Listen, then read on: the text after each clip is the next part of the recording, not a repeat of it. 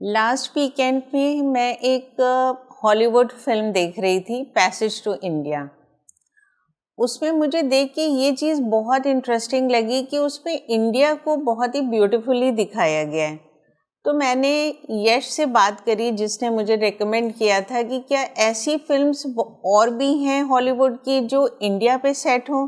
तो उन्होंने कहा यस। तो मुझे लगा कि ये भी हमारे ऑडियंस के लिए इंटरेस्टिंग होगा जानना कि वो मूवीज़ जो हॉलीवुड की हैं और इंडिया पे सेट हैं, हम लोग उसके बारे में डिस्कस करें। तो मेरे साथ में हैं film fans Rahul and Yash. Hello. सबसे पहले हम लोग पैसेज टू इंडिया की ही बात करते हैं, जो मैंने अभी रिसेंटली देखी है। फिल्म बहुत अच्छी लगी मुझे।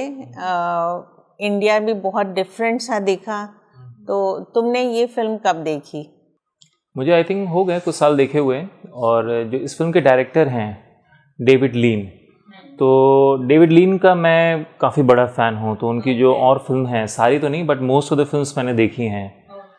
पैसेज टू इंडिया का मैंने नाम सुना हुआ था क्योंकि नावल भी पॉपुलर है। ये एक नावल पे बेस्ड है। E.M. फॉस्टर ने नावल लिखी थी 1920 के आसपास आई बिलीव। तो उसी पे ही ये फिल्म सेट है। तो क्योंकि मैं डेविड लीन का फ़ैन हूँ तो फिर आगे पीछे देखना ही था पैसेज टू इंडिया। और जब देखा तो काफ़ी अच्छी लगी। तो उनकी जो मेजर फिल्म्स जो मेरी फेवरेट्स हैं, जैसे लॉरेंस ऑफ अरेबिया, तो वो सेट थी आई बिलीव इराक अराउंड में थी, अरेबियन सऊदी अरेबिया और सीरिया पे सेट थी। तो उन्होंने उसको बड़े सुंदर से दिखाया था, बड़ी अच्छी रिसर्च की थी।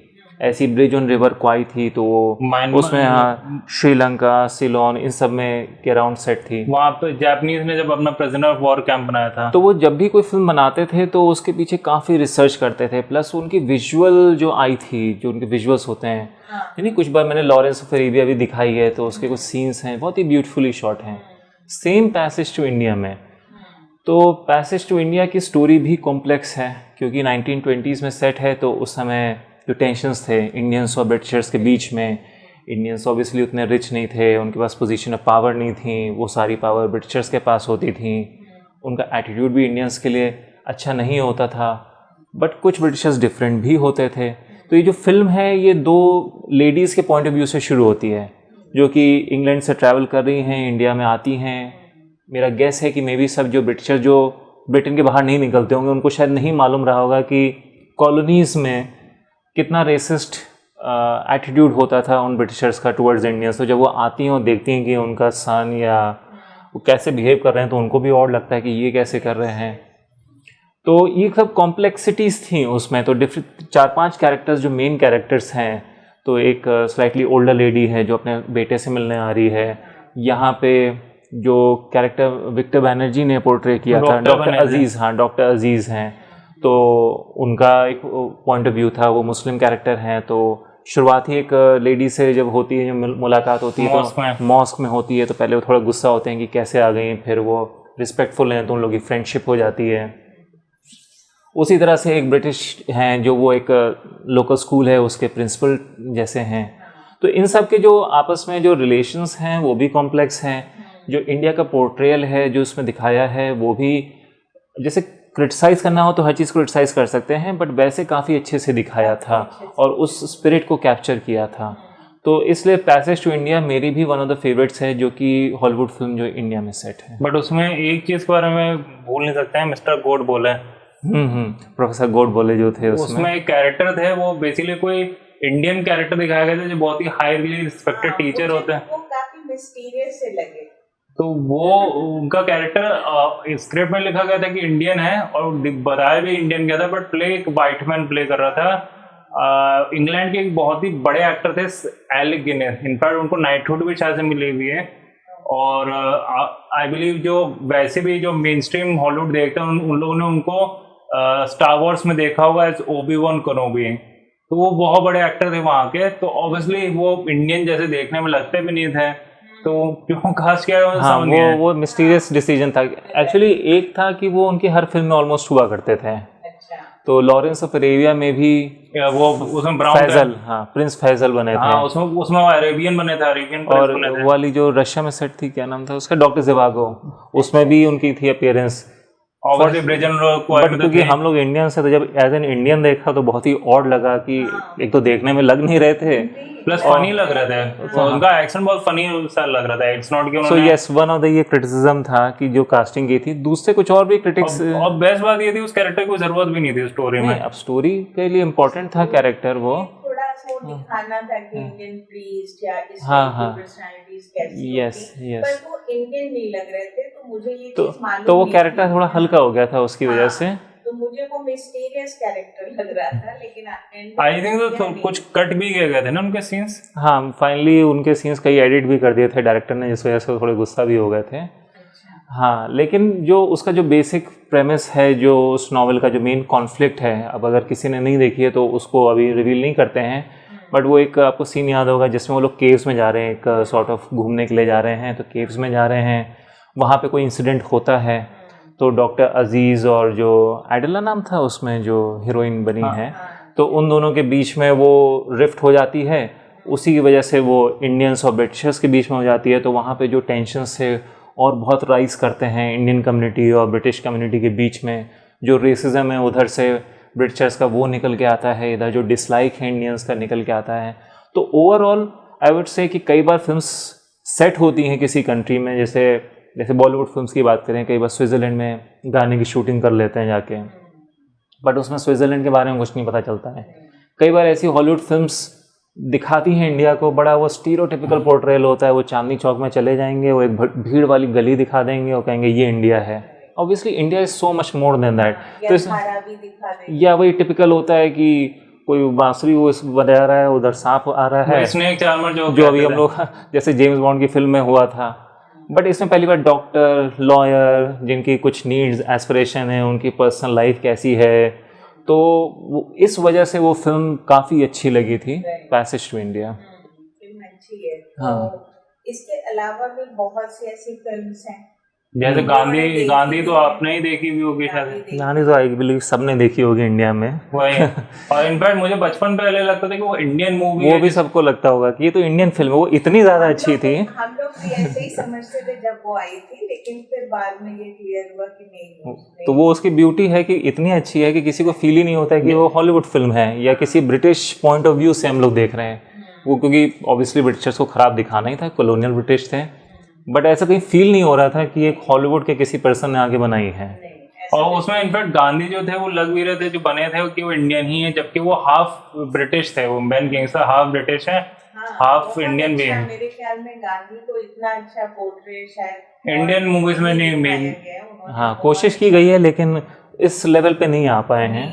बहुत अच्छा किया था वो मूवी, तो मुझे लगता है कि ऑडियंस में भी काफी लोगों ने देखी। वो मतलब तब पॉपुलर हुई थी इंडिया में जब इन जनरल लोग हॉलीवुड नहीं देखते थे सिनेमा हॉल में जाके, वो तब शायद इतनी बड़ी पॉपुलर हुई थी। वो उसी तरह से रिलीज की गई थी कि वो इंडिया और ब्रिटिश का जॉइंट प्रोडक्शन ही था इनफैक्ट वो। अच्छा, हाँ, अच्छा। मैंने भी पढ़ा था कि वो इंडिया और ब्रिटेन का, मैं तो इनफैक्ट कहूँगा इसका मतलब ये लग रहा है कि ब्रिटेन वाले इंडिया को बेटर दिखाते थे इन कंपैरिजन टू हॉलीवुड वाले। उन्हें डिपेंड करता है, मैं वुड से कि ये जनरल रूल नहीं है, कई बार बड़ा सा क्रिंज पोर्ट्रेयल भी होता है इंडिया का, वही टिपिकल वो लैंड ऑफ मिस्टिसिज्म, ऑकल्ट, और या कई बार जैसे नहीं सेलिब्रिटीज़ आते हैं, कहते हैं जैसे मैं लैंड किया मुझे स्पिरिचुअल फीलिंग आ गई। ऐसा कुछ नहीं होता है, कोई आप लैंड करोगे दिल्ली में तो स्पिरिचुअल फीलिंग आएगी, ऐसा कुछ नहीं होगा।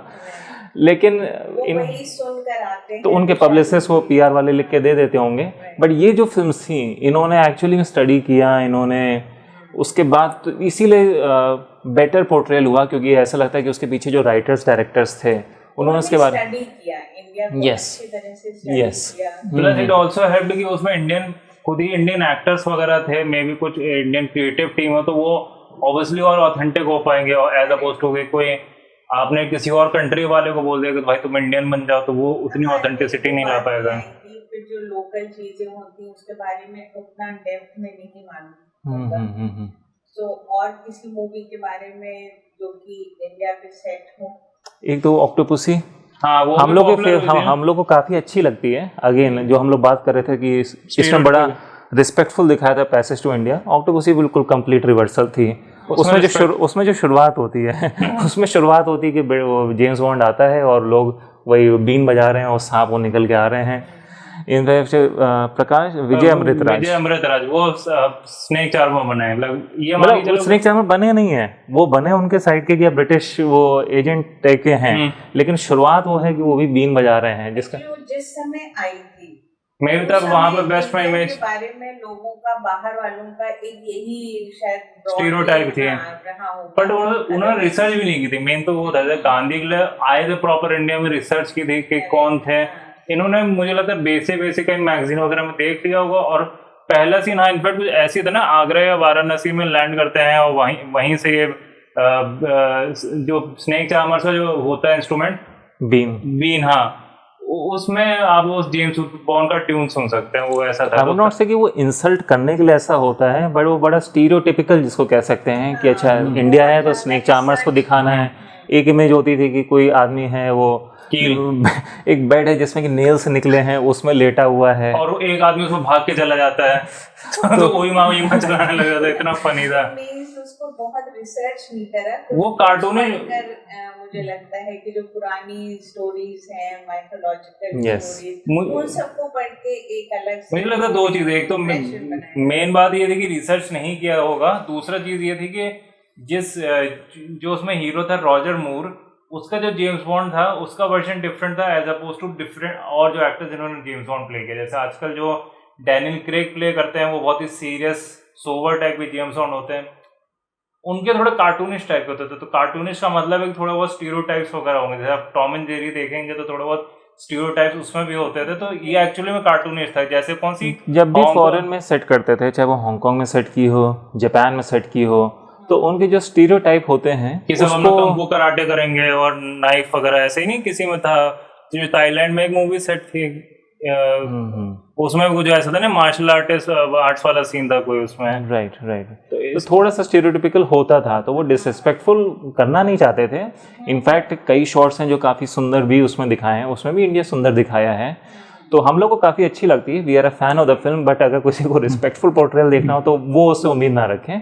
सुंदर दिखाई पड़ेगा इंडिया जितने पोर्शन सेट हैं एज कम्पेयर टू जैसे एक और फिल्म है दार्जिलिंग लिमिटेड। हाँ वो बहुत रिस्पेक्टफुल, और मुझे लगता है वो प्रॉपर्ली उसका जो डायरेक्टर, उसका डायरेक्टर वेस एंडरसन है। तो वेस एंडरसन मुझे लगता है कि वो मालूम ही है कि सत्यजीत रे का बहुत बड़ा फैन है, और अपनी मूवीज में कई बार उन्होंने ऐसे शॉट्स रखे हैं जो कि सत्यजीत रे की मूवीज के शॉट से इंस्पायर्ड बाय रहे हैं। जैसे चारुलता एक उनकी कोई मूवी आई थी तो उसमें एक फेमस शॉट है जिसमें वो अपने बाइनोकुलर से जो मेन हीरोइन है किसी को देख रही है, उसी टाइप का शॉट एक उनकी मूवी में रहा है। तो इसमें भी लग रहा था कि अच्छा जेन्युइन लव टुवर्ड्स सत्यजीत रे लग रहा था। इनफैक्ट कोई ट्यून भी यूज की गई थी ना। हाँ, चारुलता की जो ट्यून है, शंकर जयकिशन का म्यूजिक है। तो जब इनफैक्ट मुझे मालूम ही उसके थ्रू पता चला था। मैंने पहले दार्जिलिंग लिमिटेड देखी है, बाद में चारुलता देखी है। तो म्यूजिक काफ़ी अच्छा था इसका फिल्म का, और ऑब्वियसली वो तो पता चल जाता है कि इंडियन है, तो म्यूज़िक अच्छा था। तो उसके बाद देखा कि जब विकिपीडिया पेज में पढ़ा तो कहाँ से लिया है, तो वो सत्यजीत रे की फिल्म से लिया है। तो इसमें भी इंडिया काफ़ी इम्पोर्टेंट रोल प्ले करता है। देखी होगी आपने या ये वाली नहीं देखी है? राइट, दार्जिलिंग लिमिटेड में है कि 3 ब्रदर्स हैं और तीनों ही की कुछ ना कुछ मतलब प्रॉब्लम्स हैं, ग्रीफ है, तो वो इंडिया आते हैं और इंडिया में ही उनके तरह तरह के एडवेंचर्स होते हैं। वो ट्रेन में बैठते हैं, दार्जिलिंग लिमिटेड उस ट्रेन का ही नाम है शायद। हाँ, ट्रेन का नाम है। और उसमें बैठते हैं तो उसमें तरह तरह के कैरेक्टर्स उनको मिलते हैं। और उसमें भी था कि शुरुआत में नहीं, उनके कंपार्टमेंट में एक सांप घुसा आता है, तो उसमें जो टीटी होते हैं वो आते हैं, अपना सदाजी होते हैं और वो आके अपना ऐसी सांप को पकड़ के ले जाते हैं। तो आई वुड नॉट से कि वो बस वो सॉर्ट ऑफ फनी था, but most of the times काफी अच्छे से इंडिया को दिखाया था। वो सरदार जी वाले जो एक्टर हैं ऑलमोस्ट हर मूवी में इनके होते हैं वैसे। राइट, वो भी शायद अमेरिकन इंडियन है आई बिलीव। अच्छा। हाँ, तो उसमें इंडिया इंपॉर्टेंट रोल इस तरह से प्ले करता है कि उनकी जो जर्नी है सॉर्ट ऑफ सेल्फ डिस्कवरी वाले कह सकते हैं। तीनों भाई हैं बट बहुत अच्छे रिलेशन भी नहीं है आपस में। तीनों को अपने फादर उनके थोड़े दिन पहले ही हैज़ पास्ड अवे, तो उसका ग्रीफ है। उनकी मदर से भी अच्छे रिलेशन नहीं है। तो वो बेसिकली उस जर्नी को एक तरह से दिखा रहे हैं। And by the end of it there is a sort of happy resolution कि जैसे जब जर्नी खत्म होती है तो sort of they also discover कि एक दूसरे को लाइक करते हैं। दे सॉर्ट ऑफ दार्जिलिंग तो ज़्यादा दिखाया गया है नहीं, उस ये पैन इंडिया मान, हाँ पैन इंडिया है, बट बेसिकली उसका नाम है उस ट्रेन का और सॉर्ट ऑफ जैसे अपनी वो जो ट्रेन है इंडिया में बड़ी लग्जूरियस सी चलती है, जो पैलेस ऑन व्हील्स, उस तरह की ट्रेन है। वैसे इस तरह की ट्रेन तो हम लोग की होती नहीं, हम लोग की ट्रेन तो नॉर्मल होती हैं। तो उसमें ये जो पुरानी फिल्म्स में देखते थे देवदास में, नहीं कि एक कंपार्टमेंट है बड़ा सा, उसमें लोग रह रहे हैं, तो उस तरह की दिखाई गई है। तो पैलेस ऑन व्हील्स से मैं कह सकता हूँ मे बी इंस्पायर्ड हो ये वाली जो है। बट इंडिया को बड़ा अच्छे से दिखाया, तो जो इनके एक्सपीरियंसेस हैं, हैप्पी एक्सपीरियंसेस, थोड़े सैड एक्सपीरियंसेस, उससे मिला जुला के तो एंड जो सीन है कि उसमें जो हीरो है, शुरुआत होती है कि उसमें एक पर्सन है ट्रेन को पकड़ना चाहता है बट वो पकड़ नहीं पाता, ट्रेन छूट जाती है। और एंड जो सीन है उसमें भी तीनों भाई भाग रहे हैं और ट्रेन की छूट रही है, और फाइनली जो उनके जो बैग्स हैं, सूटकेस, उनको छोड़ के उसको पकड़ना पड़ता है। सॉर्ट ऑफ सिग्निफाई करता है कि जो उनका बैगेज है लाइफ में, जिसको कैरी कर रहे थे, तो वो एक तरह से छोड़ के एक तरह से उन्होंने ट्रेन पकड़ी। तो सॉर्ट ऑफ एक तरह से हैप्पी रेजोल्यूशन हुआ जो वो सैडनेस जो अपने साथ कैरी कर रहे थे। तो अगेन इंडिया का बड़ा अच्छा पोर्ट्रेयल था दार्जिलिंग लिमिटेड में। ये तो अच्छे पोर्ट्रेल की बात है। खराब पोर्ट्रेल की बात करें तो गंगा दिन एक फिल्म आई थी 1939 में, जो अगेन मुझे बड़ी एंटरटेनिंग लगी थी। लेकिन ये ज़रूर बोलूँगा कि अगर आपको लगता है कि रिस्पेक्टफुल पोर्ट्रेल होगा, वो आपको बिल्कुल नहीं मिलेगा। एक तो आप 1930s की मूवी तो आप एक्सपेक्ट कर सकते हैं कि उस वक्त डायरेक्टर्स कितना रिसर्च करते रहेंगे हॉलीवुड वाले में। उसमें तो लिटरली उसमें एक भी इंडियन कास्ट नहीं किया गया था। यहाँ तक कि उसमें जो मेन विलन था, जो कि खुद इंडियन कैरेक्टर दिखाया गया था, वो भी एक अमेरिकन गाय ने प्ले किया था, वो भी वाइट गाय ने। उसने अपने ऊपर कुछ बूट पॉलिश या वैसे कुछ काला मेकअप लगा लिया था दिखाने के लिए, देखो भाई ये इंडियन है, और पगड़ी वगड़ी पहनी। पहले ऐसे ही होता था। हाँ। पहले जब भी दूसरी नेशनैलिटी को दिखाना होता था तो उसको कास्ट नहीं करते थे, वो अपने ऊपर ही मेकअप के थ्रू या जैसे भी, तो वो उसको ब्राउन फेस या ब्लैक फेस वो बोलते हैं, तो वो करते थे। तो ऑब्वियसली इंडिया था उसमें, इंडिया देखने को मिलता है। इनफैक्ट इंटरेस्टिंग फिल्म है, काफी इंटरेस्टिंग फिल्म है। उन्होंने उनकी नॉवल बेस्ड है। नहीं, नॉवल नहीं, पोएम। हाँ, इनफैक्ट पोएम से बस इंस्पायर्ड है। रडियार्ड किपलिंग की एक है गंगा दीन, तो उसमें उसके पॉइंट ऑफ व्यू से है कि कुछ आर्मी वाले हैं, तो उनका एक भिष्टी है, तो भिष्टी के वो उसका नाम है गंगा दीन, तो उसको बहुत ख़राब उसके साथ ट्रीटमेंट करते हैं, बट वो कभी आंसर बैक नहीं करता है। तो वो एक पोएम है, रडियार्ड किपलिंग ने लिखी है, तो उसी से इंस्पायर होकर इन्होंने पूरी फिल्म बना दी है। तो वो एक एलिमेंट ले लिया था। वो से गंगा दिन का तो कोई बहुत इंपॉर्टेंट नहीं था, लेकिन वो एक एडवेंचर फिल्म जैसे करते हुए कि तीनों आर्मी में हैं और उनके थोड़े कुछ ट्रेजर वेजर भी मिलता है। इस तरह से जो थगीज इंडिया में होते थे, थगीज वो लुटेरे टाइप के होते थे, तो उनसे फाइट होती है। तो एक एडवेंचर फिल्म है और उसमें एक एलिमेंट गंगा दिन का भी डाल दिया है। कैश ऑन करने के लोग, जैसा नहीं आजकल आईपी एक्टर्स होते हैं कि लोग जोकर के नाम पे जब मूवी आई तो लोगों को पता था हिट हो जाएगी, तो गंगा दिन क्योंकि पॉपुलर मूवी भी हो सकता है कि थोड़ा सा अलग। हाँ, नहीं, एंड में दिखा दिया था कि गंगा दिन करके कैरेक्टर है उसमें, बिष्टी जो है। इनफैक्ट उसमें रडियार्ड किपलिंग का भी एक कैरेक्टर बना के दिखा दिया था उसमें, बट कोई बहुत बड़ा, क्योंकि पोएम पे कैसी पूरी फिल्म बन सकती है। और प्लस पोएम का स्पिरिट के भी अगेंस्ट है। पोएम वाज एंटी कॉलोनियल, या एक तरह से कॉलोनियलिज्म क्रिटिसाइज कर रहे थे। हाँ, क्रिटिसाइज कर रहे थे कि बिष्टी के साथ ट्रीटमेंट खराब करते हैं और वो कभी आंसर बैक नहीं करता है। बट मूवी में ऐसा जिसकी नहीं, लास्ट लाइन है ना कि you are a better man than I Gunga Din, तो उस पे थी। लेकिन हाँ, ये फिल्म तो एक टिपिकल एडवेंचर फिल्म थी जो इंडिया में सेट है।